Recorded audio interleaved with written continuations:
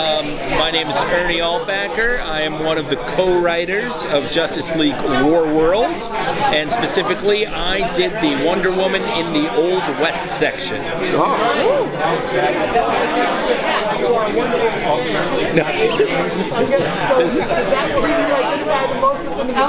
Did you get a choice or well, you know, Josie Campbell and Jeremy Adams and myself were the writers that Jim wanted. He wanted to do a structure that was kind of like Green Lantern, Emerald Knights, and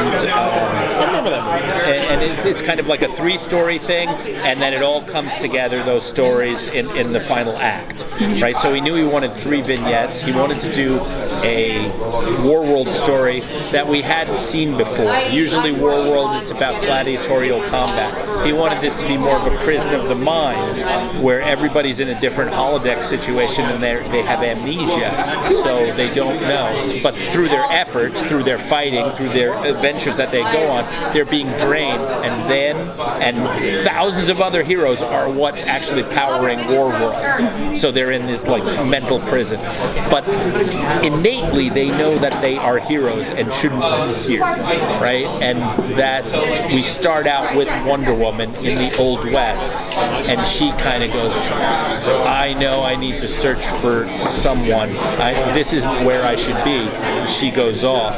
Then she's going to intrude in on Batman in the Warworld section, not Warworld, in the Warlord section as a Conan-esque character. You know, so the other writers actually had it harder because they had to juggle all the characters. All I had to do was write a great Western with Wonder Woman, and I thought, oh, this is like really fun. So yes, I really liked it. How did you guys decide on a different genre? That was kind of fun because that was the pitch-a-rama part of like, what should we do? And I think Jeremy, he was psyched to write some more Batman because Jensen Ackles plays him beautifully. Jeremy had written for him on Supernatural and Scooby-Natural and Supernatural, right? So he's like, I want to do him in kind of this barbarian world, right? And thankfully, Josie Campbell was like, everybody always asks me to do Wonder Woman, I want to do Superman. And I'm like, because I had no idea on how to do 50s noir Superman, and she did great, way better than I could have. But I did have an idea on what haven't I seen. At first people were like, let's do Batman in the Old West, and I'm like, there's some comic runs like that. I've seen him flipped back to the Old West. I haven't seen Wonder Woman in the Old West. And if you think about it, since she's lived so long, what was she doing? You know, like was she kind of this kung fu character wandering around after losing a loved one and doing good deeds? You know, like Bruce Banner and the Hulk or something like that. For who's to say? So I just said, she's Clint Eastwood. She's the woman with no name. She goes into a town and she just can't help if there's corruption but to clean it up. And so I just thought that was neat, and I was happy to get that. Too, because I have not had a chance to see it yet, but her history, she writes more so she was supposed to the last show.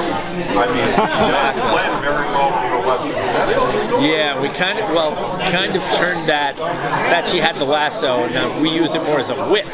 So I'm pretty psyched. I think when people see this, that we're going to get Wonder Woman in the Old West as a cosplay. So next year, I look forward to seeing somebody do this. You know? It should be fun. Was there a big discussion in the writer's room during the genesis of this project about who goes into what time period? Yes. Okay. And how many fights did you get it? No, I'm kidding.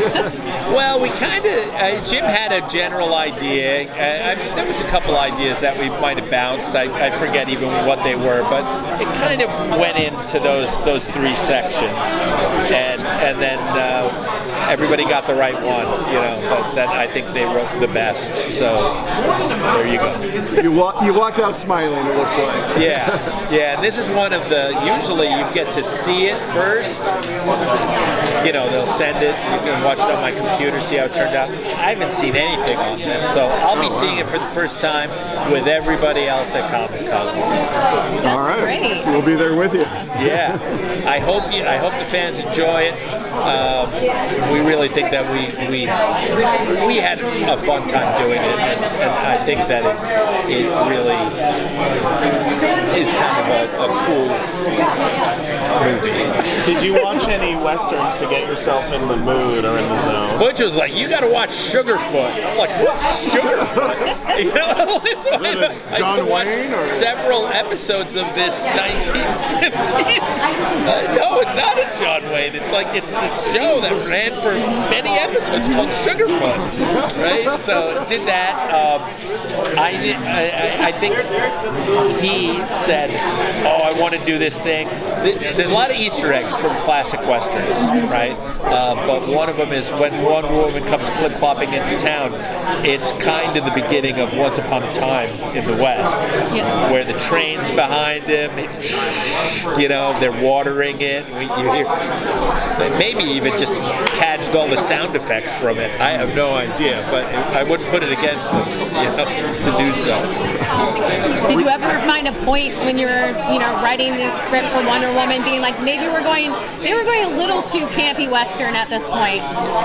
Oh no, I don't. You can say a lot of things about this, but I don't think you can say it's campy. Yeah. It's going to be, Jeremy. He got to see it, and he was like, "Yeah, I'm just watching it, wondering how we got an R, and then your section came on, and people got shot in the face." I go, "Okay." That's because I don't put that in. That's like the board artists, right? Because if it gets too bloody, they draw it back or something. But I just said to get shot and killed. I don't say get shot in the face, the head explodes or whatever. So that's on the artists having a little too much fun. If it's too bloody for anybody, hey, watch it first without your kids. All right, this might not be the one to let them see until you watch it.